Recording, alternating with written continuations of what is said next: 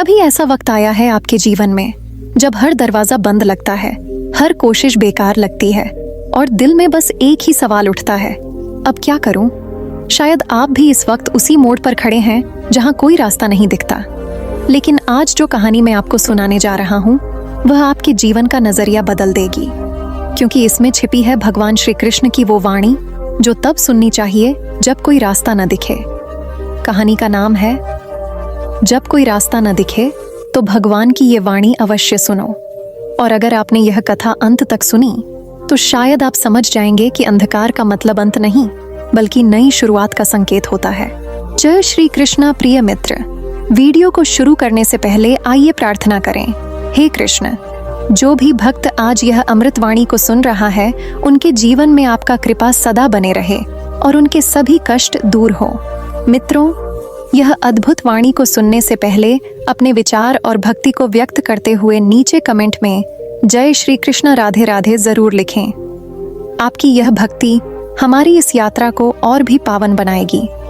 यदि आप हमारे चैनल दिव्य शब्द पर नए हैं तो अभी सब्सक्राइब करें और घंटी के बटन को दबाएं ताकि आप हमारे हर नई भक्ति यात्रा का हिस्सा बन सकें। तो चलिए बिना देरी किए यह दिव्य यात्रा की ओर बढ़ते हैं। जब कोई रास्ता न दिखे तो भगवान की ये वाणी अवश्य सुनो। यह कोई साधारण वाक्य नहीं है, यह आत्मा को पुकारने वाली पुकार है। हर मनुष्य के जीवन में एक ऐसा समय आता है जब उसकी आंखें खुली होती हैं पर रास्ता नहीं दिखता, पैर आगे बढ़ते हैं पर दिशा नहीं मिलती, और मन तो जैसे एक तूफान में भटकता हुआ पक्षी होता है जो आसमान खोजता है लेकिन उसे बस धुंध ही दिखाई देती है। ऐसे ही समय में जब अर्जुन रणभूमि में खड़ा था, संसार उसके चारों ओर घूमता दिखाई दे रहा था, उसे अपने ही संबंधी दुश्मन लग रहे थे और वह स्वयं से हार चुका था। तब श्री कृष्ण ने मुस्कुराकर कहा, क्लैब्यम मा स्म गमः पार्थ नैतत्त्वय्युपपद्यते क्षुद्रम हृदय दौर्बल्यम त्यक्त्वोत्तिष्ठ परंतप। अर्थात, हे पार्थ, यह निर्बलता, यह मोह तुझ पर शोभा नहीं देता। उठ, अपने धर्म का स्मरण कर और युद्ध कर। यही वह वाणी थी जिसने अर्जुन को मृत्यु के भय से मुक्त कर दिया। यही वह क्षण था जब मनुष्य का भ्रम मिट गया और आत्मा ने अपनी पहचान पहचानी। क्योंकि जब कोई रास्ता न दिखे तब बाहर नहीं, भीतर झांकना चाहिए। भगवान की वाणी बाहर नहीं, भीतर से आती है। वह किसी पुस्तक की पंक्ति नहीं, वह आत्मा की पुकार है जो कहती है, मैं यहाँ हूँ, तू अकेला नहीं। हम सब अर्जुन हैं। किसी का रण जीवन की परीक्षा है, किसी का रण गरीबी है, किसी का रोग, किसी का अपमान और किसी का विश्वासघात। सबके अपने अपने कुरुक्षेत्र हैं और सबके भीतर कहीं ना कहीं कृष्ण विराजमान है, मगर हम तब तक उन्हें नहीं सुनते जब तक संसार का शोर हमारे कानों में गूंजता रहता है। एक दिन वह शोर जब रुक जाता है तब पहली बार आत्मा की आवाज सुनाई देती है। वही आवाज कृष्ण की है। वही आवाज कहती है, जो हुआ वह अच्छा हुआ, जो हो रहा है वह अच्छा हो रहा है, और जो होगा वह भी अच्छा होगा। यह वाक्य किसी पुस्तक का नहीं, यह जीवन का दर्शन है। क्योंकि भगवान ने यह नहीं कहा कि दुख नहीं आएगा, उन्होंने कहा दुख आएगा पर तू विचलित मत होना। उन्होंने यह नहीं कहा कि लोग हमेशा साथ देंगे, उन्होंने कहा जब सब छोड़ जाएंगे तब मैं रहूंगा।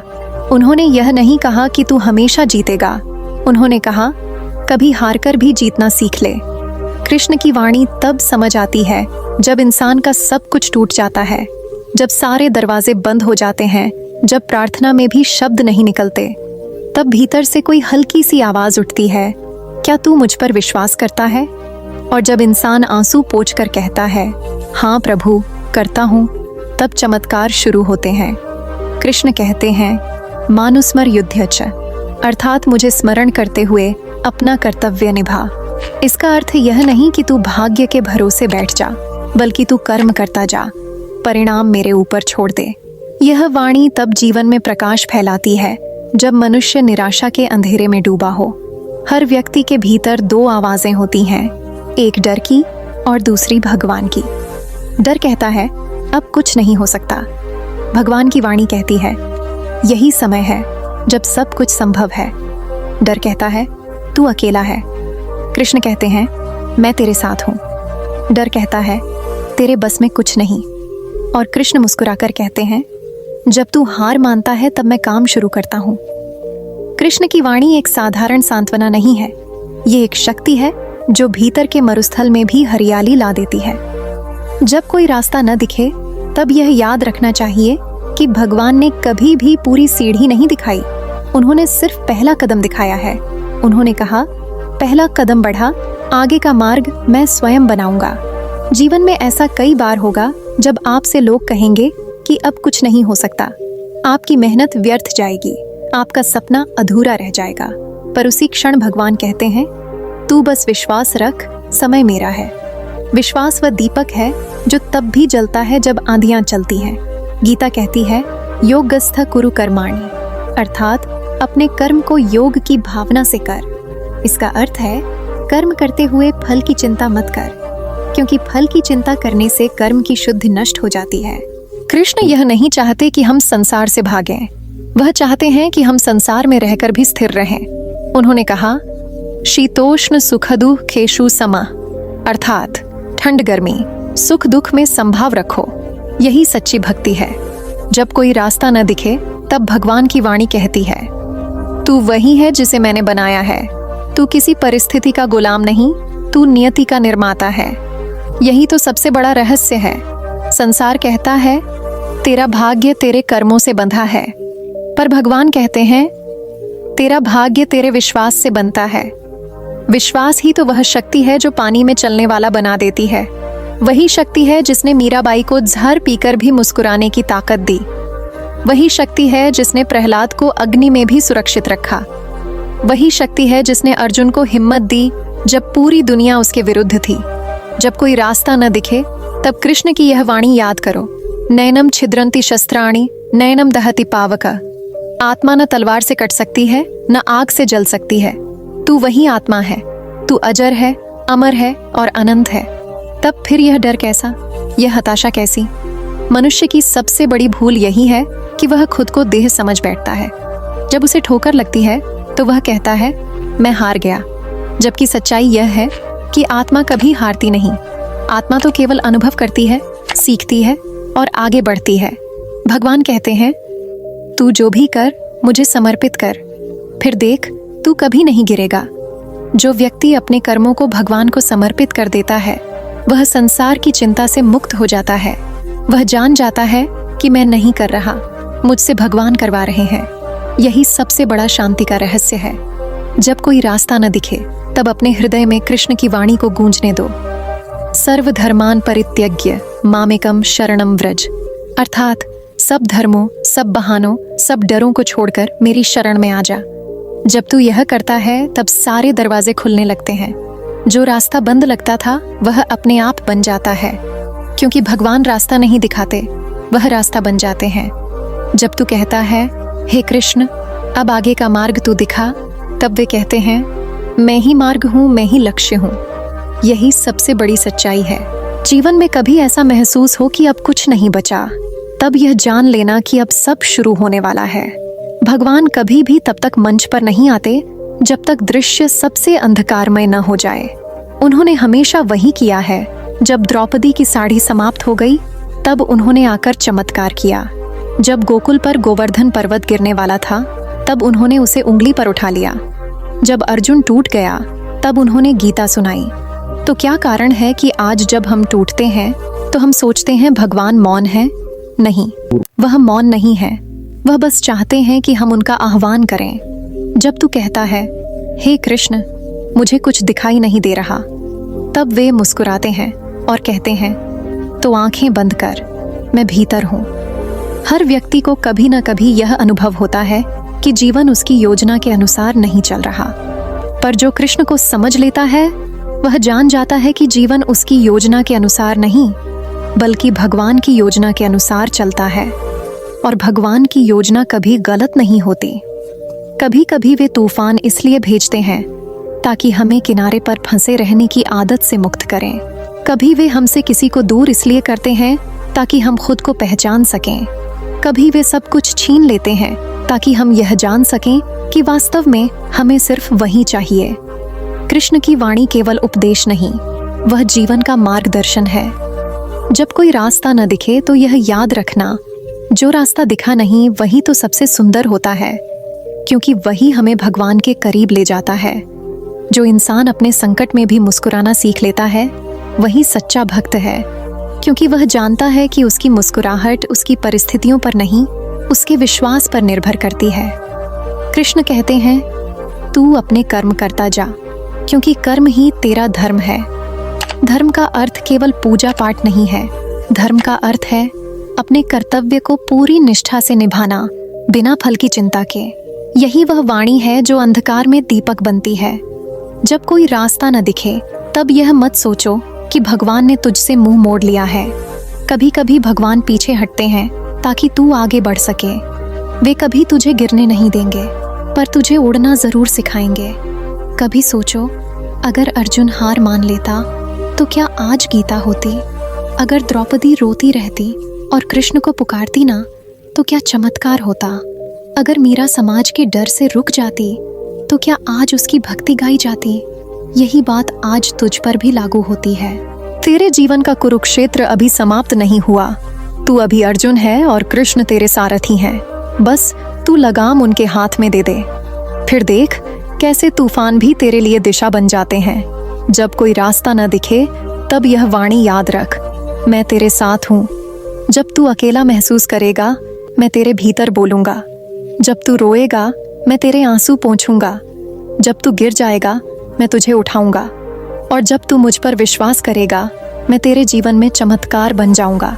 जब कोई रास्ता न दिखे तब भीतर झांकना चाहिए, क्योंकि भगवान बाहर नहीं, भीतर बोलते हैं। मनुष्य जब संसार से थक जाता है तब आत्मा बोलने लगती है और वही आवाज भगवान की वाणी होती है। यह कथा भी एक ऐसे ही व्यक्ति की है जिसका नाम था अर्जुन नहीं, आरव। आरव एक साधारण युवक था जो जीवन की दौड़ में खुद को खो चुका था। मेहनत करता पर परिणाम शून्य, प्रार्थना करता पर उत्तर मौन, रिश्ते बनाता पर सब बिखर जाते। एक दिन वह थक कर गंगा किनारे बैठ गया। सूरज ढल रहा था, आसमान में नारंगी रंग बिखर रहा था। आरव ने आकाश की ओर देखा और धीरे से कहा, हे प्रभु, अब क्या करूं? कोई रास्ता नहीं दिखता। अचानक गंगा की लहरों में हल्की सी चमक उठी, जैसे किसी ने जल में दीपक जला दिया हो। हवा ठंडी हुई और किसी ने उसके भीतर से फुसफुसाकर कहा, तू अकेला नहीं है आरव। जब तू टूटता है तब मैं तेरे भीतर से जागता हूँ। आरव चौंका। उसने चारों ओर देखा पर कोई नहीं था। वह बोला, कौन है? आवाज आई, मैं वही हूँ जिसे तू हर बार पुकारता है पर पहचान नहीं पाता। मैं वही हूँ जो तेरे हर आंसू में साथ था, पर तूने मुझे कभी महसूस नहीं किया। मैं वही कृष्ण हूँ जो तेरे मन में छिपा है। आरव की आंखों से आंसू बहने लगे। वह बोला, प्रभु, मुझे रास्ता नहीं दिखता, सब खत्म हो गया है। कृष्ण बोले, आरव, जो खत्म हो जाए वह जीवन नहीं।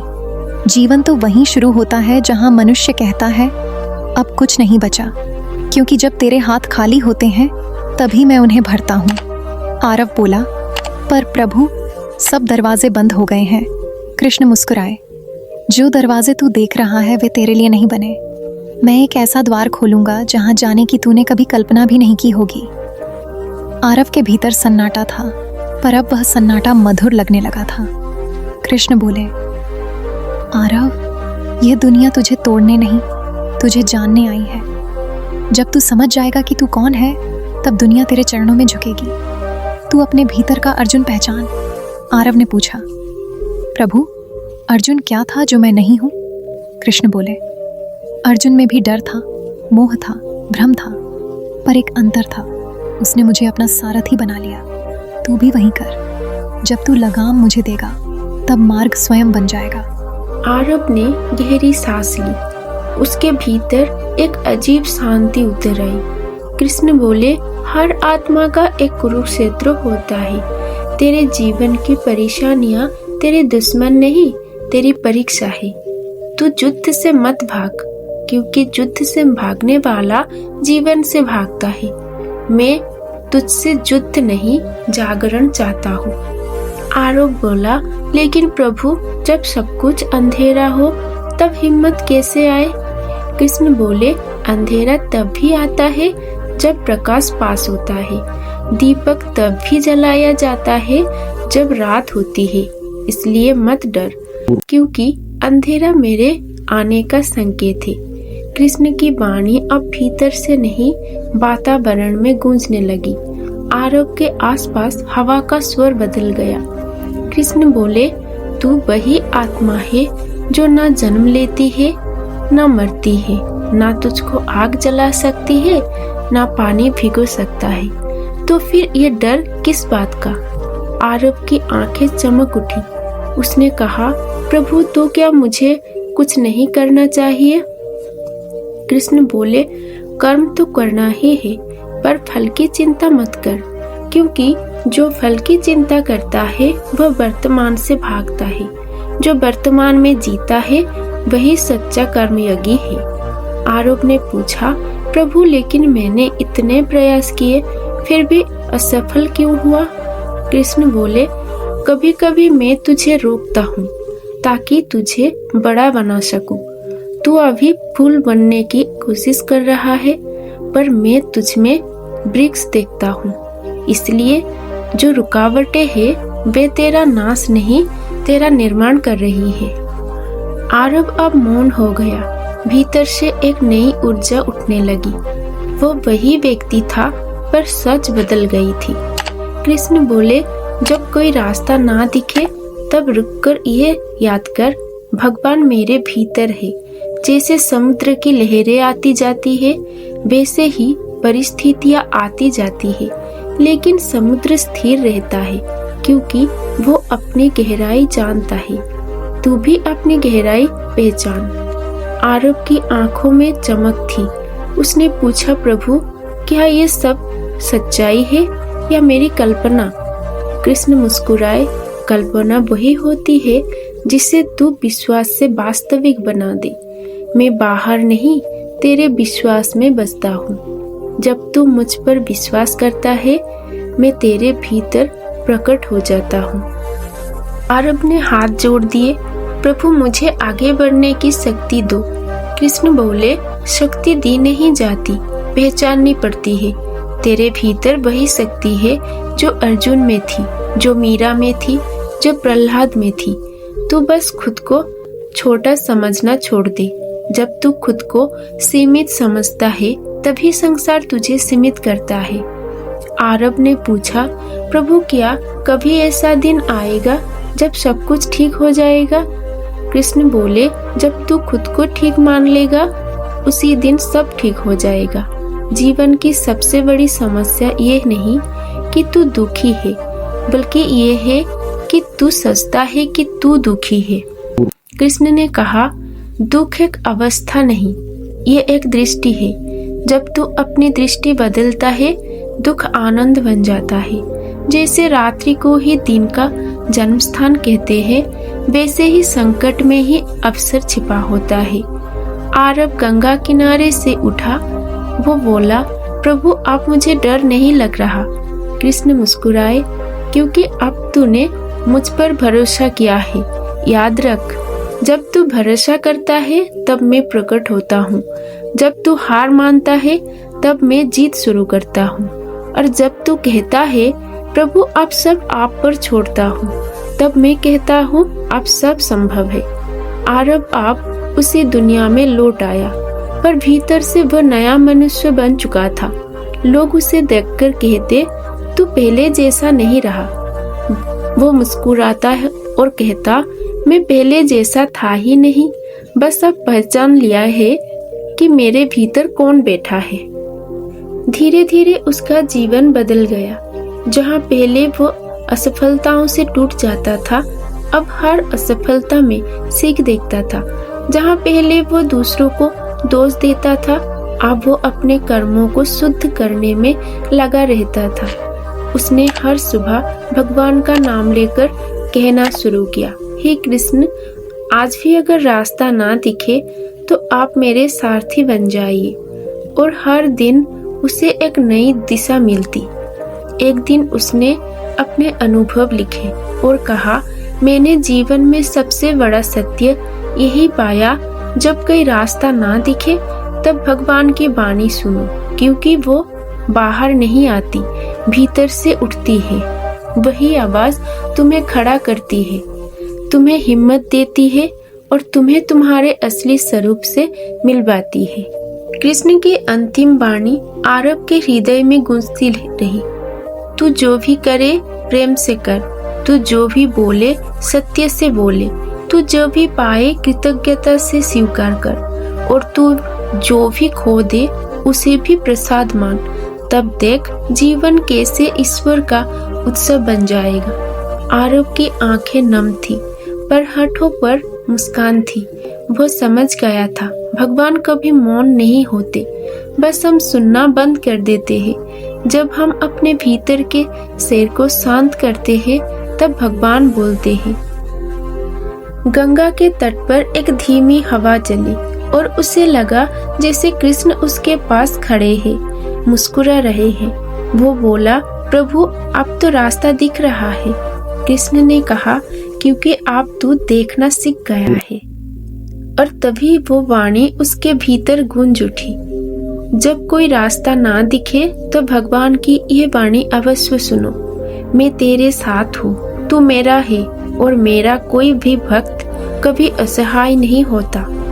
ये कथा केवल आरव की नहीं, हर उस व्यक्ति की है जो आज अपने जीवन के अंधेरे मोड़ पर खड़ा है।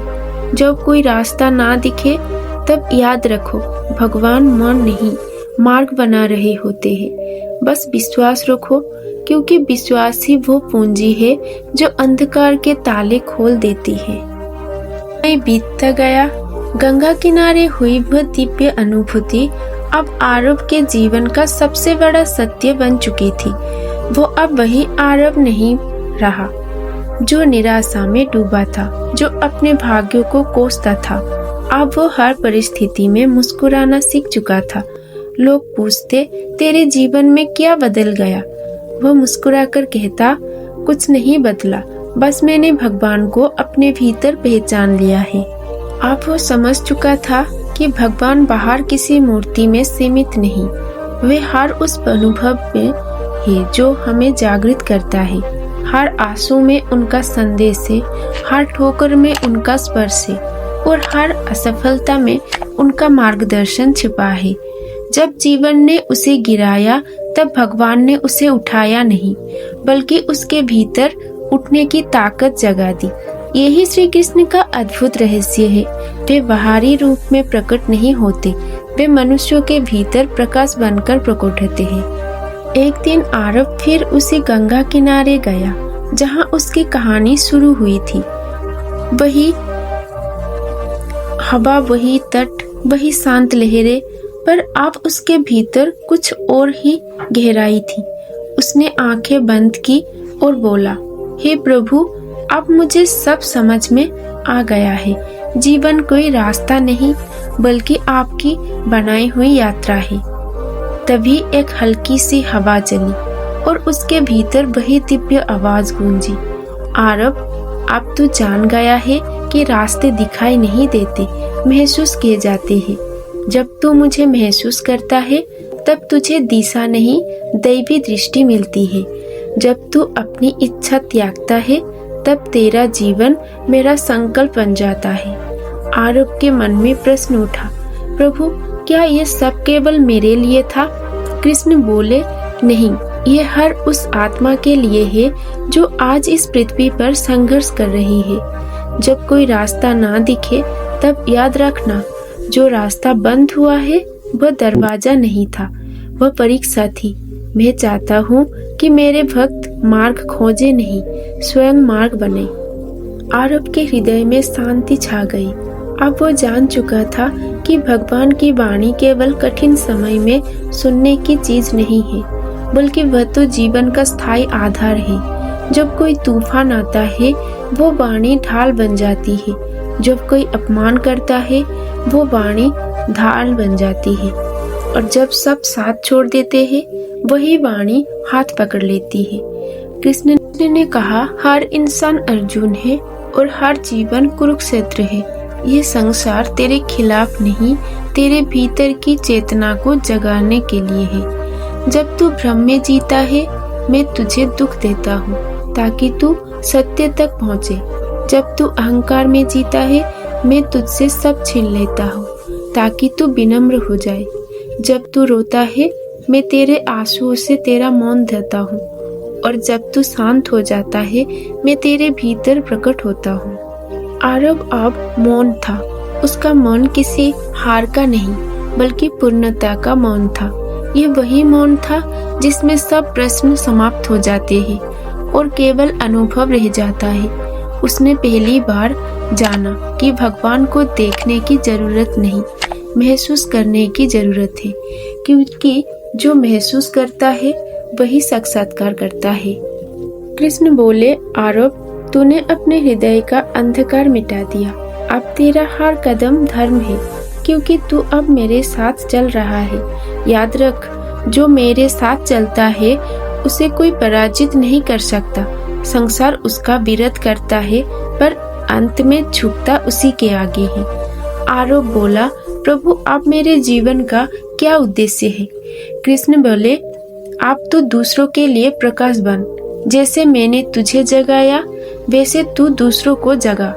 जो निराश है उन्हें आशा दे, जो डरते हैं उन्हें मेरा नाम दे, जो खो गए हैं उन्हें याद दिला कि वे खो नहीं गए, बस सोए हैं। तू मेरा संदेश वाहक बन, क्योंकि जो भगवान को सुन लेता है उसका जीवन भगवान की वाणी बन जाता है।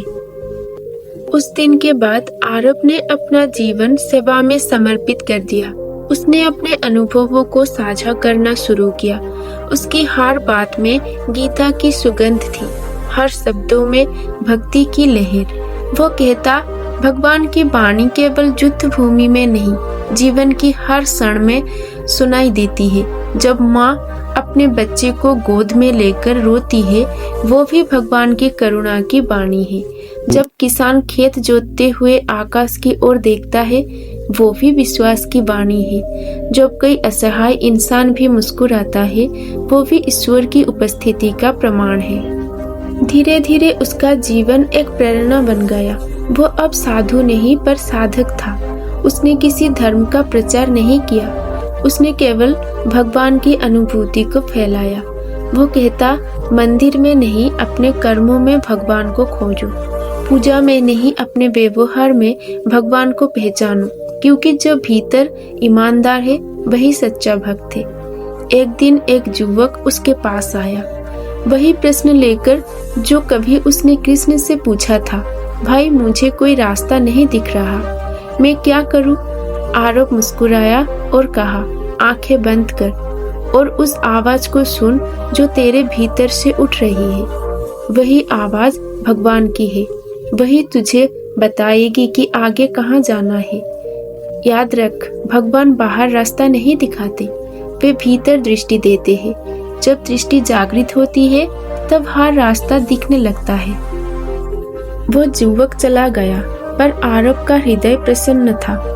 उसे लगा कि उसने वही कार्य पूरा कर दिया जिसके लिए भगवान ने उसे भेजा था, दूसरों को वो सुनाना जो उसने गंगा किनारे सुना था। समय के साथ लोग उसे शांत अर्जुन कहने लगे, क्योंकि वह किसी से युद्ध नहीं करता था, पर हर भ्रम को शांत कर देता था। उसकी आंखों में करुणा थी, उसकी वाणी में गीता थी और उसके जीवन में कृष्ण थे। वर्षों बाद जब आरव ने अंतिम सांस ली तो लोग रो रहे थे, लेकिन उसके होठों पर मुस्कान थी। उस क्षण जैसे वातावरण में कोई दिव्य संगीत गूंज उठा। हवा में वही वाणी फैल गई, जो मुझे याद करता है मैं कभी उससे दूर नहीं होता। जो मेरा नाम लेता है मैं उसके साथ चलता हूँ। जो मेरी वाणी को सुनता है उसके जीवन का हर अंधकार प्रकाश बन जाता है।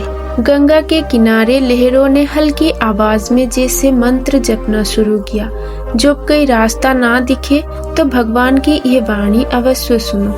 और यही वाणी धीरे धीरे सारे वातावरण में गूंजने लगी।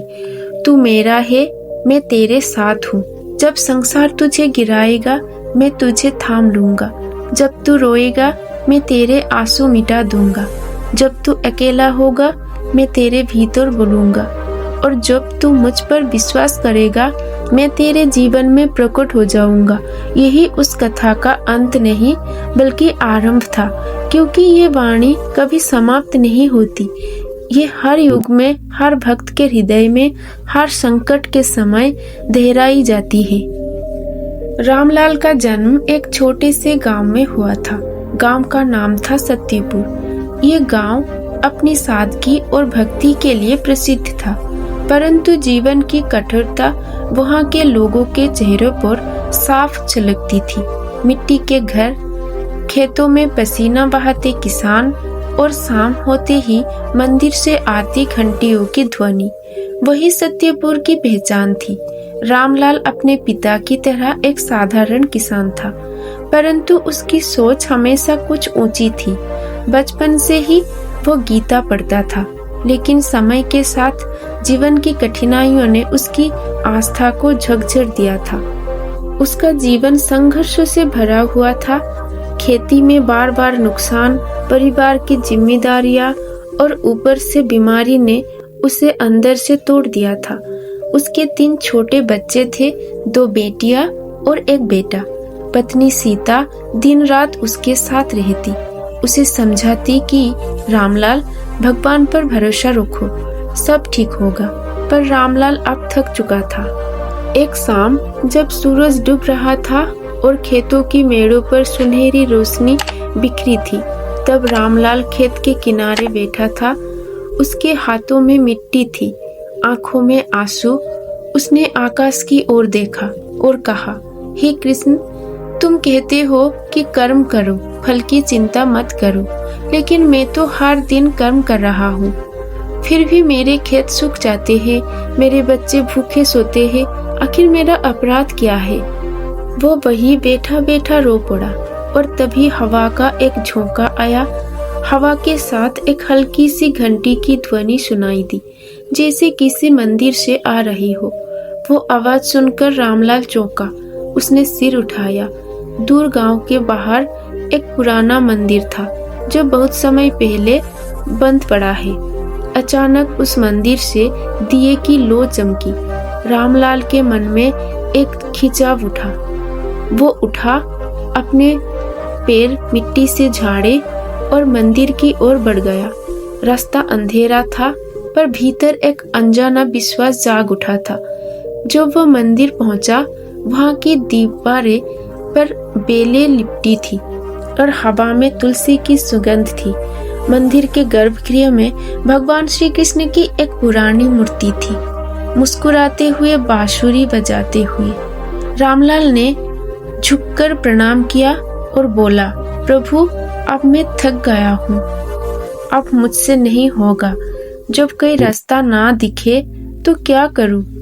तभी अचानक मंदिर के भीतर एक हल्की सी रोशनी फैली और श्री कृष्ण की मूर्ति के पास से एक आवाज आई, रामलाल, जब कोई रास्ता ना दिखे तो रुकना नहीं। वही समय होता है जब आत्मा की परीक्षा होती है, जो अंधेरे में भी कदम बढ़ा देता है, वही उजाले का अधिकारी होता है। रामलाल के कानों में ये वाणी गूंज उठी। वो कांप गया। उसकी आंखों से आंसू बहने लगे। उसे लगा जैसे कोई उसके हृदय में बोल रहा है।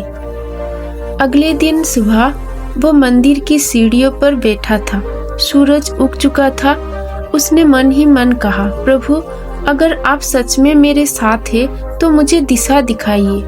तभी मंदिर में एक बूढ़ा साधु आया। उसके हाथ में माला थी और चेहरा तेज से भरा हुआ था। उसने रामलाल को देखा और मुस्कुराकर कहा, बेटा, भगवान ने मुझे यहाँ भेजा है, क्या तू दिशा ढूंढ रहा है? रामलाल ने चौंक कर पूछा, आप कौन है? साधु ने कहा, मैं वही हूँ जिसे तू कल रात पुकार रहा था। जब कोई रास्ता ना दिखे, भगवान अपने किसी दूत को भेज देते हैं। साधु ने रामलाल को पास बिठाया और कहा, बेटा, मनुष्य जब हार मान लेता है तब भी असली परीक्षा शुरू होती है। तूने खेतों में परिश्रम किया, पर मन में शंका रखी। जब कर्म श्रद्धा से जुड़ता है तभी फल आता है। रामलाल ने पूछा, तो क्या मुझे खेती छोड़ देनी चाहिए? साधु ने मुस्कुराकर कहा, नहीं, खेती नहीं, अपने भीतर की मिट्टी को जोतना शुरू कर। बीज केवल खेतों में नहीं, आत्मा में भी बोए जाते हैं। हर सुबह जब सूरज उगता है तो तुलसी के आगे दीप जलाकर ये मंत्र बोल, हे गोविंद, मुझे अपने कर्म के मार्ग पर अडिग रखो। देखना, तेरे खेतों में पहले तेरा विश्वास फलेगा, फिर फसल। साधु ये कहकर चला गया। रामलाल के मन में नई शक्ति जागी। उसने अगले ही दिन से वही किया। सुबह सुबह स्नान कर तुलसी के आगे दीप जलाया और वही मंत्र बोला। कुछ दिनों तक तो कुछ नहीं हुआ, पर धीरे धीरे उसके जीवन में परिवर्तन आने लगा। उसके खेतों में जो बीज पहले सूख जाया करते थे, वे अब अंकुरित होने लगे। बच्चों के चेहरे पर मुस्कान लौट आई। उसकी पत्नी सीता ने कहा, लगता है भगवान ने हमारी सुन ली। रामलाल ने मुस्कुराकर कहा, हाँ सीता, जब कोई रास्ता ना दिखे तब भगवान की वाणी ही रास्ता बन जाती है। पर कथा यही समाप्त नहीं होती। एक दिन उसी गांव में एक अकाल पड़ा। बारिश नहीं हुई, पानी सूख गया, लोग फिर निराश हो गए। गांव के प्रधान ने कहा, अब तो सब खत्म हो गया। लेकिन रामलाल ने कहा, नहीं, जब कोई रास्ता ना दिखे तो ही तो भगवान सबसे पहले आते हैं। उसने पूरे गांव को अपने खेतों में बुलाया और कहा, हम सब मिलकर ईश्वर का कीर्तन करेंगे और साथ में एक कुआं खोदेंगे। लोग हंसने लगे। कुआं इस सूखी धरती में? रामलाल ने कहा, जब आस्था की मिट्टी खोदी जाती है तो नीचे से पानी निकलता है। सबने मिलकर काम शुरू किया। 3 दिन तक कुछ नहीं हुआ, लेकिन चौथे दिन धरती से पानी फूट पड़ा। पूरा गांव झूम उठा। लोग बोले, रामलाल, तू तो भगवान का दूत निकला। रामलाल बोला, नहीं, मैं दूत नहीं, बस वो हूँ जिसने भगवान की वाणी सुनी थी। समय बीतता गया। गांव फिर से हरियाली से भर गया। लोग अब हर संकट में कहते, जब कोई रास्ता ना मिले तो भगवान की वाणी सुनो, जैसे रामलाल ने सुनी थी। रामलाल वृद्ध हो चुका था। एक दिन जब वो तुलसी के आगे दीप जला रहा था तो उसे वही साधु फिर दिखाई दिए। साधु ने कहा, बेटा, तूने परीक्षा पार कर ली। तूने निराशा में विश्वास बया, इसलिए तेरा जीवन अब प्रभु के चरणों में खिलेगा। रामलाल मुस्कुराया और बोला, मुझे अब कुछ नहीं चाहिए प्रभु, बस ये वाणी दुनिया में गूंजती रहे। जब कोई रास्ता ना दिखे तो भगवान की वाणी अवश्य सुनो। साधु ने अपना आशीर्वाद दिया और अंतर्धान हो गया। उसी रात रामलाल शांति से सो गया। सुबह जब लोग आए तो देखा उसके चेहरे पर मुस्कान थी, जैसे वो भगवान से मिल चुका हो। उसके घर के पास एक मंदिर बनाया गया और उसके द्वार पर लिखा गया, जब कोई रास्ता ना दिखे तो भगवान की वाणी अवश्य सुनो। बरसों बाद जब लोग कठिनाई में पड़ते तो वे रामलाल की कहानी याद करते। बच्चे उस मंदिर में दीप जलाते और कहते, हे गोविंद, हमें भी वही शक्ति दो जो रामलाल को मिली थी। जब जीवन के रास्ते बंद हो, जब मन रोए, जब उम्मीदें टूट जाए, तब ये याद रखना कि अंधेरा कभी सूरज को नहीं रोक सकता। जो विश्वास रखता है वही दिशा पाता है। श्री कृष्ण कहते हैं, जो मेरा नाम लेता है उसका मार्ग मैं स्वयं बनाता हूँ। और इस प्रकार रामलाल की कहानी यह संदेश देती है कि भगवान कभी किसी को अकेला नहीं छोड़ते। बस सुनने की कला सीखनी होती है, क्योंकि भगवान बोलते हैं लेकिन हम भाग दौड़ में सुनना भूल जाते हैं। जीवन जब ठहर जाए तो बस ये वाणी याद रखो, जब कोई रास्ता ना दिखे तो भगवान की ये वाणी अवश्य सुनो। सत्यपुर गांव अब पहले जैसा नहीं रहा था। जहाँ कभी सूखी धरती और निराश चेहरे हुआ करते थे, वहाँ अब हरियाली और भक्ति का प्रकाश फैला था। लोग सुबह मंदिर में आरती करते, फिर खेतों में जाते और शाम को बच्चे तुलसी के चारों ओर खेलते हुए गोविंद बोलो हरि गोपाल बोलो गाया करते हैं। परंतु इस सब के बीच एक दिन ऐसा आया जिसने फिर से सभी के विश्वास की परीक्षा ली। रामलाल अब बूढ़ा हो चुका था। उसके बाल सफेद, आंखों में ज्ञान की गहराई और चेहरे पर वही स्थायी मुस्कान थी जो ईश्वर के निकट रहने वालों के चेहरे पर होती है। लेकिन उसके भीतर एक नई बेचैनी थी। हर दिन वो तुलसी के आगे दीप जलाकर कहता, हे गोविंद, मैंने अपने जीवन में आपकी वाणी को सुना, पर अब मुझे डर है कि आने वाली पीढ़ियां उसे भूल न जाए। एक दिन गांव में एक व्यापारी आया। उसने गांव वालों से कहा, मैं इस भूमि पर एक फैक्ट्री बनाना चाहता हूँ। तुम लोगों की जमीन खरीद लूँगा, तुम्हें धन मिलेगा, सुख मिलेगा। कुछ लोग लालच में आ गए। उन्होंने कहा, हाँ, अब हमें खेत जोतने की जरूरत नहीं पड़ेगी, पैसा ही सब कुछ है। रामलाल ये सुनकर चुप रहा। रात में जब वो मंदिर गया तो भगवान से बोला, प्रभु, फिर वही समय आ गया है जब रास्ता धुंधला है। क्या मैं फिर से आपकी वाणी सुन पाऊंगा? मंदिर के भीतर हवा हिली और दिया थरथराया। फिर वही आवाज आई, रामलाल, जब लोगों की आंखों पर लोभ की धूल चढ़ जाती है तब उन्हें दिशा दिखाने वाला वही बनता है जो पहले स्वयं अंधेरे से गुजरा हो। तेरा काम खत्म नहीं हुआ है, तुझे फिर से जगाना होगा। अगली सुबह वो गांव वालों के बीच गया। उसने कहा, भाइयों, ये भूमि हमारी माँ है। जो इसे बेच देता है वो अपनी आत्मा बेच देता है। धन की चमक क्षणिक है, पर मिट्टी की सुगंध शाश्वत है। लोगों ने कहा, पर रामलाल, तुम बूढ़े हो गए हो, तुम्हें क्या पता इस युग का चलन क्या है? रामलाल ने शांत स्वर में कहा, मुझे युग का नहीं, सत्य का पता है। और सत्य ये है कि जिसने अपने जोड़ों को छोड़ दिया उसका अस्तित्व सूख जाता है। पर गांव के कुछ लोग व्यापारी के साथ हो गए। उन्होंने जमीनें बेच दी। वहां निर्माण शुरू हुआ। कुछ महीनों तक सब कुछ सामान्य रहा, लेकिन धीरे धीरे खेतों का जलस्तर गिरने लगा, कुएं सूखने लगे। जिनके घरों में सूख आया था वहां रोग और कलह का साया बढ़ गया। लोग एक दूसरे पर आरोप लगाने लगे, सब तेरे वजह से हुआ, नहीं तेरी वजह से।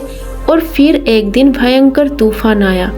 बारिश इतनी तेज हुई कि फैक्ट्री की दीवारें ढह गई, बिजली गिरी और आग लग गई। पूरा गांव भय से कांप उठा। सब भागते हुए रामलाल के घर पहुंचे। बाबा, हमें बचा लो, हमसे गलती हो गई। रामलाल बाहर आया। उसके हाथ में वही माला थी जो उसे उस साधु ने दी थी। उसने आकाश की ओर देखा और कहा, हे गोविंद, अब इन्हें वही वाणी सुनाओ जो आपने मुझे सुनाई थी।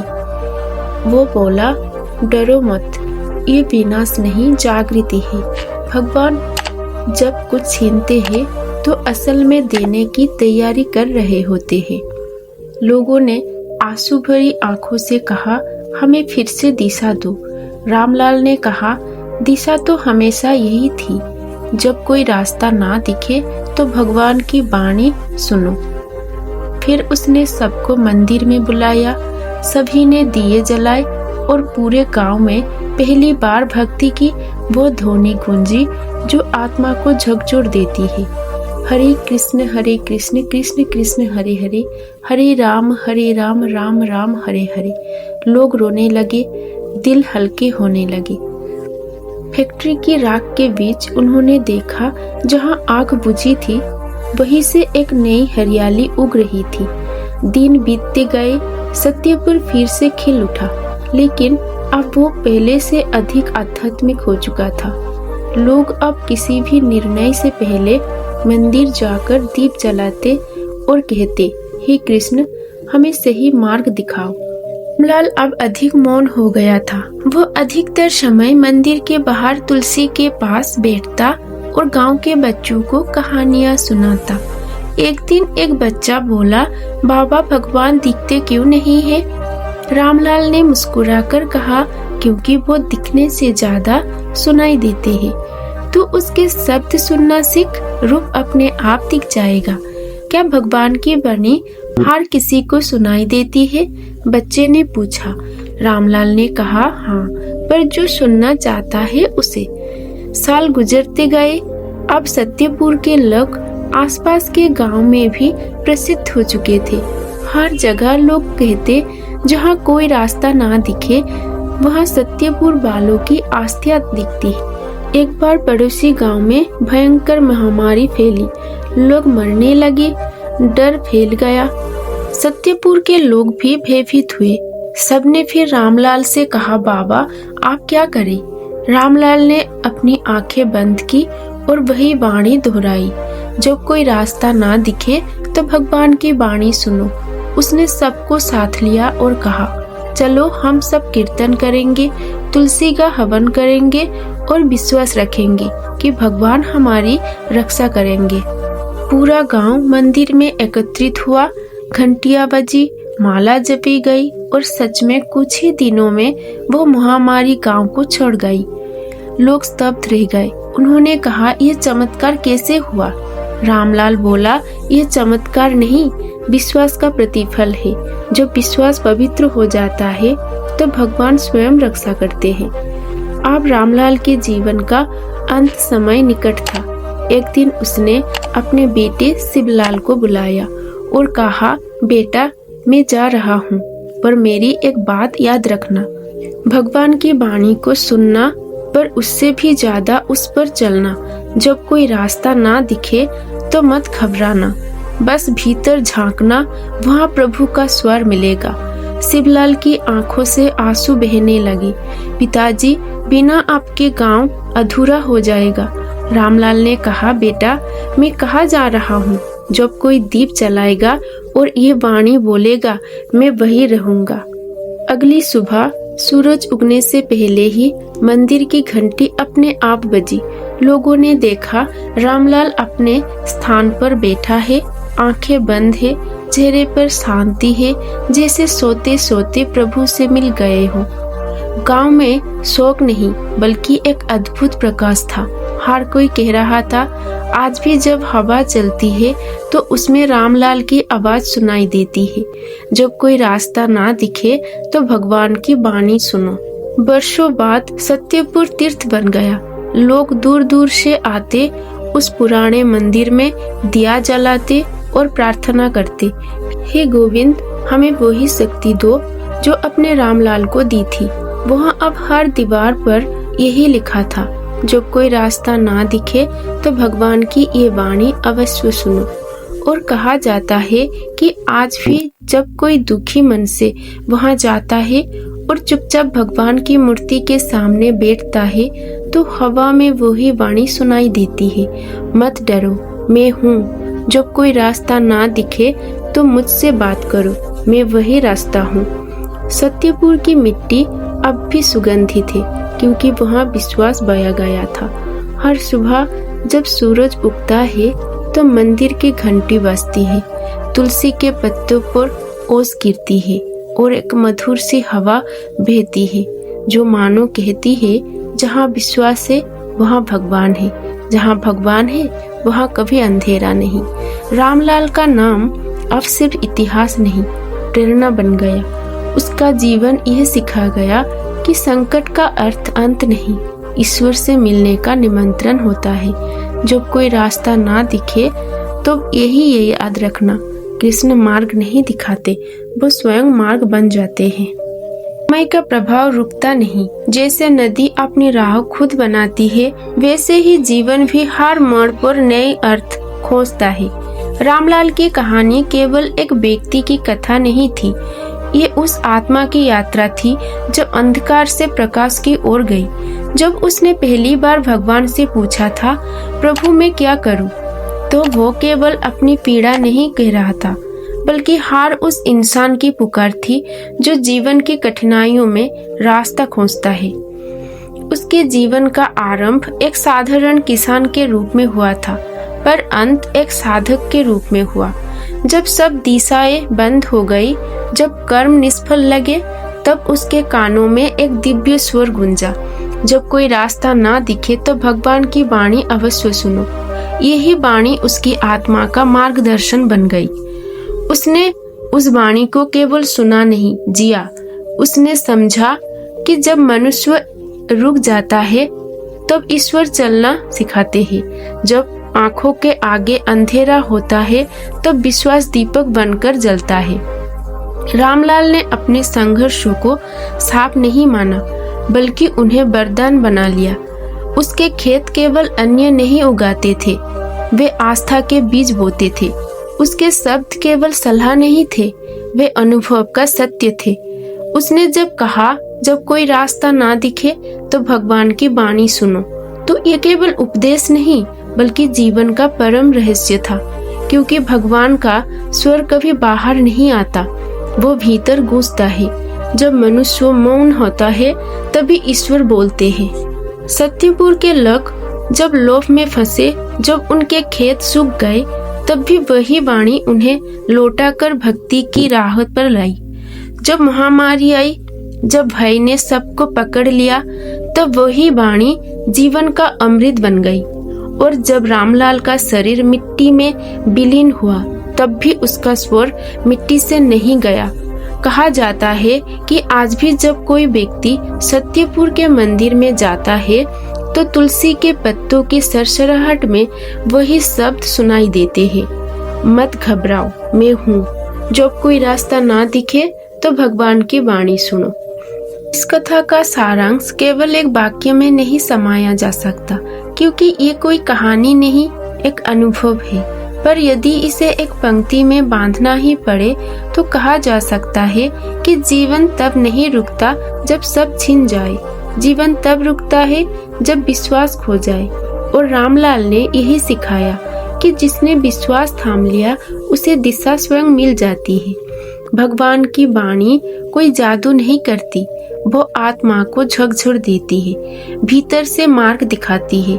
जब मनुष्य अपनी सीमाओं के पार जाता है तभी वो उस दिव्यता को सुन पाता है जो सृष्टि के हर कण में व्याप्त है। रामलाल ने यही किया। उसने अपनी पीड़ा में प्रभु को पुकारा नहीं, उसने प्रभु को अपने भीतर सुना। यही सुनना साधना है, यही भक्ति है। ये कहानी यह भी बताती है कि हर मनुष्य के जीवन में सत्यपुर जैसा एक क्षण आता है जब सब कुछ खोया हुआ लगता है, जब लोग साथ छोड़ देते हैं, जब भाग्य मुंह मोड़ लेता है, तो ये वाणी याद रखनी चाहिए। जब कोई रास्ता न दिखे तो भगवान की वाणी अवश्य सुनो, क्योंकि वही वाणी वो अदृश्य हाथ है जो गिरते हुए को थाम लेता है। वही वाणी वह दीपक है जो अंधकार में जल उठता है।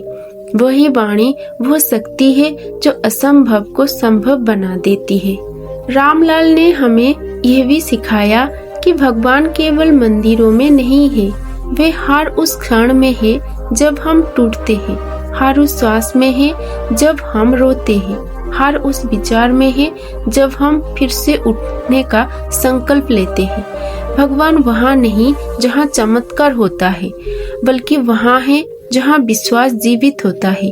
विश्वास ही वो मार्ग है जो बंद रास्तों में भी दिशा बना देता है। और यही कारण है कि जब सत्यपुर के बच्चे अब मंदिर में दीप जलाते हैं तो वे कोई धार्मिक क्रिया नहीं करते, वे उस अमर वाणी को जीवित रखते हैं। वे उस आवाज को अपने जीवन का मंत्र बना चुके हैं। हे गोविंद, जब कोई रास्ता ना दिखे तो आपकी वाणी मेरे भीतर गूंजे।